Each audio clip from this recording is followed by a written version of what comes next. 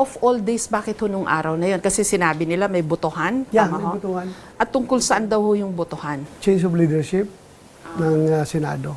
So kung hindi ako magdating, hindi namin makuha yung leadership dahil ako ang pang 13th vote. So parang may coup.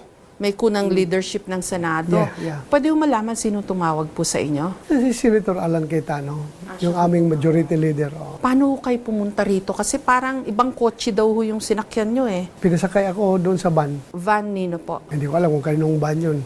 Basta sabi ni Senator Alan, sumakay ka dyan sa van. Alam nyo ho ba na may mga naghihintay sa inyo? Ay kung alam ko na may nag-aabang, hindi na ako papasok. Tapos, kwento nyo nga ho, pagpasok nyo, Pagpasok ko, doon sa pintuan, may sa gilid, may mga nakaupo.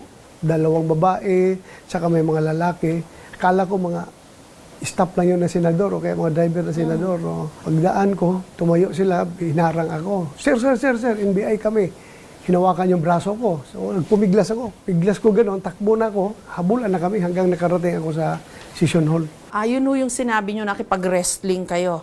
Yung Kasi nagpumiglas Piglas kayo. ako, oo. Kasi ang sabi ho yata ng NBI ni Director Matibag, kaya kayo nasugatan, nadapa kayo. nadapa ako. Hindi dahil Tama. dun sa pagkaka-wrestle ho sa inyo. hindi. Pagkadapa ko. Sa Nadapa. pagtakbo ko. Bakit ho kayo nadapa?